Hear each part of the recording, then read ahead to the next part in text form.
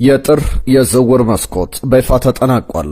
ክቡራትና ክቡራን ትናንትና ምሽት በዝውውር መስኮቱ የመጨረሻ ደቂቃዎች ላይ ምን ተመለከተን? ከአርሰናልና ከሳንድሮ ቶናሊ ጋር በተያዘ ለምን ዝውውሩ ሳይሳካ ቀረ በሚለው ጉዳይ ላይ ኤጀንቱ ዚ አትሌቲክ ፋብሪዚዮ ሮማኖ ይዞት የወጡት ዘገባ አለ። በዝርዝር የነገርናችሁ እንቆያለን። አርሰናል በእርግጥ የሳንድሮ ቶናሊ ዝውውር ባይሳካለትም አንድ ሁለት ተጫዋቾችን አስፈርሟል። እነማን ናቸው? ወደ አርሰናል የመጡ አብራችሁን ብቻ ቆዩ። አርሰናል ከቼልሲ ዛሬ በኤፍኤል ካፕ የሚደረግ ሌላ ጨዋታ ነው። እሱንም በተመለከተ ተጨማሪ ጉዳዮችን እያነሳን እንቆያለን። ዛሬ አስቀድመን ዝውውር ጉዳዮችን ነው በስፋት እየተመለከተን የምንቆየው። ትናንትና ሲጠበቅ ከነበሩ ጉዳዮች መካከል የዝውውር መስኮቱ ሲጠናቀቅ የትኛው ክለብ በአትራፊነት የትኛው ክለብ በጥሩ መንገድ የዝውውር መስኮቱን ያጠናቅቃል የሚለው ነበረ። ሀሳቦቻችሁን ጻፉልን።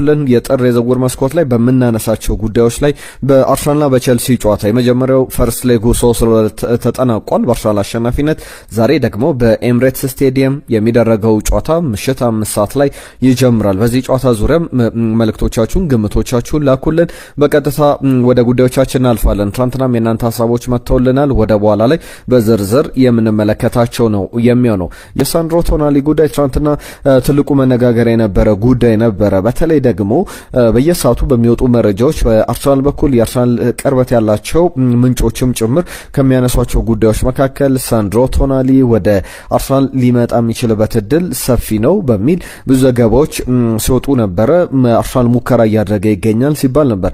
አርሰናል ሳንድሮ ቶናሊን የፈለገው ሚኬል ሜሬኖ መጎዳቱን ተከትሎ ነው። ሚኬል ሜሬኖ ትናንትና ሚኬል አርቴታ በነበረው ጋዜጣዊ መግለጫ ላይ ከዛሬው የቼልሲና የአርሰናል የካራባኦ ካፕ የሰሚ ፋይናል ሰከንድ ሌግ ጨዋታ አስቀድሞ ሚኬል አርቴታ ያነሳቸው ነጥቦች አሉ። ካነሳቸው ጉዳዮች መካከል አማራጮችን እየተመለከተ እንገኛለን። በእርግጠኝነት በጣም ቨርሳታይል ያለው በተለያዩ ቦታዎች ላይ መጫወት የሚችለው እንዲሁም ደግሞ በጣም የቡድኑ ቁልፍ ተጫዋቾች መካከል አንዱ እንደሆነ የሚነገርለት ሚኬል ሜሬኖ ከጉዳት ጋር በተያዘ እስከ ውድድር ዓመቱ መጨረሻ የሚመለስበት እድል ጠባብ መሆኑን ሚኬል አርቴታም ሲናገር ነበር። ስለዚህ ወደ ገበያው ለመውጣት እንሞክራለን፣ አማራጮችን እንመለከታለን ሲል ነበር። ነገር ግን እንደተባለው በአርሰናል በኩል ያንን አልተመለከትንም። ዝውውሩም አልተጠናቀቀም። ወኪሉ የሰጠው አስተያየት አለ። ዚ አትሌቲክ ግን አስቀድሞ ያወጣው ሪፖርት እንዲሁም ደግሞ ወኪሉም በእነዚህ ጉዳዮች ላይ ደግሞ ከፋብሪዚዮ ሮማኖ ጋር በነበረው ቆይታ ይፋ ያደረጋቸው ነገሮች ነበሩ። ሳንድሮ ቶናሊን በተመለከተ አርሰናል ጥያቄ አቅርቦ ነበረ።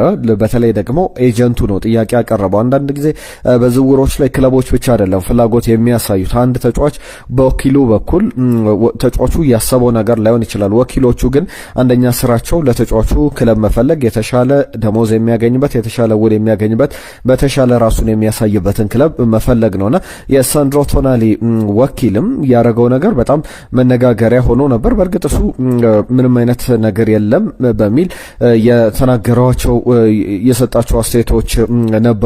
ከፋብሪዚዮ ሮማኖ ጋር በነበረው ቆይታ ላይ ጁሴፔ ሪሶ ይባላል። ጁሴፔ ሪሶ ባነሳቸው ጉዳዮች ሳንድሮ ቶናሊን በተመለከተ ለአርሰናል ኦፈር ያደረገው ወኪሉ ነው በሚል ዚ አትሌቲክ ነበር የዘገበው። ነገር ግን በክለቦቹ መካከል በኒውካስል ዩናይትድ እና በአርሰናል መካከል ምንም አይነት በዴድላይን ዴይ በመጨረሻው ቀን ላይ የነበረ ድርድር አልነበረም። አንድሪያ ቤርታ እንደዚህ አይነት ኃላፊነቶችን ለመወጣት ነው ወደ አርሰናል የመጡት። ኤክስፕሎር ማድረግ፣ አማራጮችን መፈለግ፣ እንደዚህ አይነት ድንገተኛ ሁኔታዎች ውስጥ ክለቡ በሚገኝበት ጊዜ፣ ተጫዋቾች በሚያስፈልጉበት ጊዜ አስቀድመው ስራዎች ይሰራሉ። ድንገት ለምሳሌ ሚኬል ሜሬኖ ቢጎዳ፣ ዴክላን ራይስ ቢጎዳ ወይም ደግሞ ቡካዮ ሳካ፣ ቪክተር ዮኬሬሽ ቢጎዳ ማን ነው አማራጭ? ለእነዚህ ሁሉ ተጫዋቾች በየቦታው ላይ አማራጭ ተደርገው በፕላን ኤ፣ ፕላን ቢ፣ ፕላን ሲ እየተባለ በዝርዝር አንደኛ፣ ሁለተኛ፣ ሶስተኛ አማራጭ እየተባለ ይቀመጣልና የአንድሪያ ቤርታ ስራ እንደዛ ነበርና አንደኛ ሁለቱም ጣሊያናዊ በመሆናቸው ወኪሉም ጭምር ከአንድሪያ ቤርታ ጋር ጥሩ ግንኙነት እንዳላቸው ይነገራልና አርሰናል በመጨረሻ ሰዓት ላይ ሊሞክር የፈለገው በእርግጥ ትልቅ ዝውውር ነው ሊመጣም ከቻለ በጣም አርሰናልን በደንብ ሊያጠናክር የሚችል ተጫዋች ይሆን ነበረ። ኒውካስትል ዩናይትድ ግን ምንም አይነት ፍላጎት አልነበረውም ለመደራደር በዚህ ሰዓት ላይ በመጨረሻው። በእርግጣውን ለምሳሌ ሳንድሮ ቶናሊ ኒውካስትል ዩናይትድን ቢለቅ ለመደራደር ተጫዋቾችን ለማምጣት ምንም አይነት እድል አይኖረውምና ለዛም ይመስላል ኒውካስትል ዩናይትድ ምንም አይነት ሀሳብ አልነበረውም። አርሰናልም ተጫዋቹን በቋሚነት ለማስፈረም እንደዚህ አትሌቲክ ዘገባ ከሆነ ፋይናንሻሊ ኬፓብል አልነበረም የሚሉ ጉዳዮች ወጥቷል።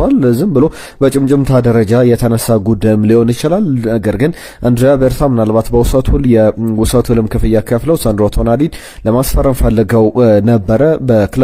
በሁለቱ ክለቦች መካከል የነበረ በጣም ዝርዝር በተጫዋቹ በሳንድሮ ቶናሊ በኩል ተጫዋቹን ለማምጣትም የነበሩ ሂደቶች አልነበሩም። 25 ዓመቱ ላይ ይገኛል የተጫዋች ጣሊያናዊ። በቀጣይም በክለቡ አሁንም ይቆያል ተብሎ ይጠበቃል። ወኪሉ ጁሴፔ ሪሶ ያነሷቸው ጉዳዮች አሉ። ምንም አይነት ድርድር ኮንቨርሴሽን ንግግሮች ከአርሰናልም ከኒውካስል ዩናይትድ ጋርም በተጫዋቹ መልቀቅ ጉዳይ ላይ አልነበረንም በሚል በጃንዋሪ ኒውካስል ተጫዋቹ ለመልቀቅም ምንም አይነት ሀሳብ የለውም በሚል ወኪሉም ይህንን አረጋግጧል። ዝርዝር ነገሮቹ የወጡበት በዚህ አይነት ነው። እንግዲህ በቀጣይ የውድድር ዓመቱ ማብቂያ ላይ አሁን ተጫዋቹ ትኩረት ማድረግ የሚፈልገው በኒውካስል ዩናይትድ ውጤት በኒውካስል ዩናይትድ ቀጣይ ውድድር ዘመን ጨዋታዎች ላይ ነው። በቀጣይ ግን ምናልባት የሚኖሩ ለውጦች ካሉ እንመለከታለን አይነት አሴቱን ሰጥቷል። ወኪሉ ጋር በተያዘ እነዚህ የሚነሱ ናቸው። ከአርሰናል ጋር በተያዘ ሌላኛው ለናንሳ የምንችለው ጉዳይ ጄደን ዲክሰን የተባለ ተጫዋች አስፈርሟል። የተጫዋች የእንግሊዝ ብሔራዊ ቡድን ከ19 ዓመት በታች ብሔራዊ ቡድን ውስጥ የሚጫወት ጥሩ ተጫዋች ነው። በተከላካይ ስፍራ ላይ በርካታ ክለቦች ይፈልጉት ነበረ። ይህንን ተጫዋች አሁን አርሰናል ያስፈረመው በ3.2 ሚሊዮን ፓውንድ ነው። ከዛው ከእንግሊዝ የፈረመ የእንግሊዛዊ ተጫዋች ነው። ጄደን ዲክሰንን በተመለከተ በቀጣይ በአርሰናል በታዳጊ ቡድን ውስጥ እየተጫወተ ይቆይና ወደ ዋናው ቡድን ውስጥ በአጭር ጊዜ ውስጥ ይቀላቀላል ተብሎ ይጠበቃል። ያም በትልቅ ደረጃ የሚነሳ ነው። ሌላኛው ከአርሰናል ጋር ስሙ ሲያያዝ የነበረው የተጠናቀቀው ዝውውር ደግሞ የጄደን ዲክሰን ዝውውር ከስቶክ ሲቲ የፈረመ ተጫዋች ነው። ከሴንት ሚረን ከስኮቲሹ ክለብ የፈረመው ደግሞ ኢቫን ሙኒ የተባለ ተጫዋች ነው። ኢቫን ሙኒ በተለይ ደግሞ በአጥቂ ቦታ ላይ መጫወት የሚችል እነዚህ ሁለቱም ወጣት ተጫዋቾች የሚባሉ ናቸው። በረጅም ጊዜ አርሰናልን ሊያገለግሉ የሚችሉ ሁለት ተጫዋቾችን አርሰናል ማስፈረሙን ተመልክተናል። ትናንትና በነበረው የዝውውር የመጨረሻ ዴድላይን ዴይ ላይ የተመለከትናቸው ዝውውሮች ናቸው። ከፕሪሚየር ሊግ ጋር በተያያዘ በዋንጫ ፉክክር ዙሪያ የሚነሱ ነጥቦች አሉ። አንድ ሁለት ጉዳዮችን ላንሳላችሁ። በተለይ ከፔፕ ጋርዲዮላ ጋር በተያያዘ አሁንም ቀሪ 14 ጨዋታዎች አሉ ብሏል። ከአርሰናል የዋንጫ ፉክክር ጋር በተያያዘ ያነሳቸው ጉዳዮች ናቸው። በተለይ ደግሞ እድሎች እስካሉን ድረስ ሁሌም ተስፋ አለ ማለት ነው ብሏል ፔፕ ጋርዲዮላ። እንሞክራለን የሚል አስተያየቱን ነው እየሰጠው። በዋንጫ ፉክክሩ ላይ ግን ብዙ ተንታኞች አሁን ነገሩ አለቀ እያሉ ይገኛሉ። ነገር ግን አድማጮቻችን ትናንትናም የላካችሁልን መልእክቶች አሉ። ለምሳሌ ተፈራ የላከልን መልእክት አለ። ተፈራ በተለይ እስከ 38ኛው ሳምንት ድረስ ምንም ነገር መወሰን አይቻልም። በተለይ በኔ ግምት መሰረት አሁንም ዋንጫው የማንቸስተር ሲቲ ይሆናል ብዬ ገምታለሁ ብሏል። አሁን የእንግሊዝ ፕሪሚየር ሊግ ዋንጫ ወዴት ያመራል ብላችሁ ታስባላችሁ? የጥር ዝውውር መስኮት ላይ ማንቸስተር ሲቲ ካስፈረማቸው ተጫዋቾች አንጻር፣ አርሰናልም ከነበረው የጥር ዝውውር መስኮት ተሳትፎ አንጻር፣ ከሌሎችም ክለቦች ተፎካካሪነት አንጻር ምን ታስባላችሁ? ዋንጫው ወዴት ሊሄድ ይችላል? ተፈራ ትናንትና የማንቸስተር ሲቲ ዋንጫ ሊሆን ይችላል ብሏል። ፕሪሚየር ሊጉን የእናንተን ግምት ሀሳቦች ላኩልን። ትናንትና ከመጡልን መልእክቶች መካከል ሽመልስ ከኳታር ዷል አርሰናል ሲቲም አስቶን ቪላም ነጥብ መጣላቸው በጣም ጥሩ ሆኗል። ደጋፊውን የዋንጫ ተስፋው ከፍ ብሏል። ስለዚህ በሚቀጥለው አርሰናል ቀሪ ጨዋታውን ባለው ጥንካሬ ከቀጠለ ዋንጫ ያነሳል። ሌላው የቼልሲን ጨዋታ በተመለከተ አርሰናል 2-0 ያሸንፋል ብሎናል። ሽመልስ ከኳታር ዷ የዘውትር አድማጫችን ነው። ከልብ እናመሰግናለን። ሌላኛው አድማጫችን በተለይ ደግሞ አሜን ከገደራ ባዶ የላከልን መልእክት ነው። ዩናይትድ ቢያንስ አንድ አማካይ ቢያመጣ ሁለተኛ ደረጃን ይዞ የማጠናቀቅ እድል ይኖረው ነበር ብሏል። ቅድምም ሳነሳላችሁ ነበረ። ሲቲና አስቶን ቪላ ዋንጫውን ለአርሰናል እንካ ብለው እየሰጡት ነው። በሌላ በኩል ቶፕ ፎሩ ላይ በጣም ጠንካራ ፉክክር አለ ብሏል። ከዚህ በኋላ ያንን ፉክክር በደንብ እንመለከታለን። ሊቨርፑል ብሎናል ሚራ የተባለ አድማጫችን ከልብ እናመሰግናለን። አሻያጂ ቅድም ሀሳቡን አንስተናል። በተለይ ደግሞ የዚህ የካዝሜሮ ጉዳይ ተተኪ ያስፈልገዋል። አሁንም ቢሆንም በትክክል ያንን የሚጠበቅ ጉዳይ ነው። አሸናፊ ከደቡብ አፍሪካ በዚህ ሳምንት መጨረሻ በነበሩ የፕሪሚየር ሊግ ጨዋታዎች ላይ በተለይ ማንቸስተር ዩናይትድ ከፉላም የነበረው በሳምንቱ ከነበሩ ድንቅ ፉክክር ከታየባቸው ምርጥ ጨዋታዎች ተርታ የሚመደብ ነው ብሎናል። ማንቸስተር ሲቲ እንግዲህ ጎማ የሌለው መኪና መስሏል የሚል አስገራሚ አስቂኝ አስተያየት ሰጥቶልናል፣ ልኮልናል። ከዋንጫ ፉክክሩ በጊዜ ያፈገፈጉ ይመስላል። አርሰናል እንግዲህ በጣም እያተረፈበት ሳይነግድ ያተረፈ ብቸኛው ነጋዴ ይሆናል። የጥር የዝውውር መስኮት እንደቀዘቀዘ ተጠናቋል ብሎናል። በእርግጥም ያን ያክል የሰፋ ነገሮችን የተመለከትንበት የጥር የዝውውር መስኮት አልነበረም።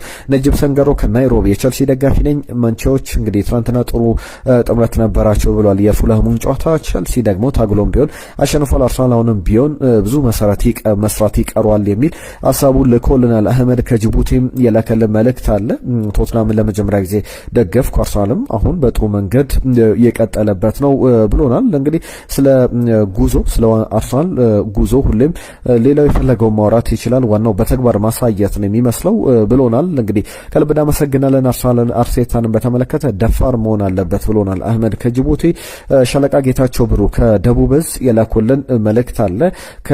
ለአርሰናል እንግዲህ ሰርግና ምላሽ ነበር ዘንድሮ። አርሰናል በሰፊ የነጥብ ልዩነት ዋንጫውን እያነሳል፣ እንዲሁም ከዚህ በኋላ ወደ አውሮፓ ቻምፒየንስ ሊግ ትኩረት ማድረግ አለበት፣ ፕሪሚየር ሊጉ የተበላ ዕቁብ ይመስላል አይነት አስተያየታቸውን ሰጥቷል። ሻለቃ ጌታቸው ብሩ የዘወትር አድማጫችን ናቸው ከደቡብ እዝ። ከልብ እናመሰግናለን።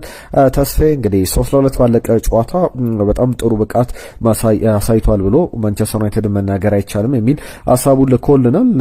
ማንቸስተር ዩናይትድ አብዛኛው ደቂቃዎች ላይ በጣም ጥሩ ነበር። ከዛ በተጨማሪ ድንቅ የሚያስብለው ጨዋታው የተጠናቀቀበትን መንገድ ለቀጣይ ቡድኑንም በደንብ የሚያቆመው እንደሆነ መናገር ይቻላል። ጌታነህ ቴንኪው ቶትናም ብሎናል። ለቶትናም ምስጋናውን አቅርቧል። ታሪኩ 2-1 ቸልሲን ያሸንፋል ብሎናል።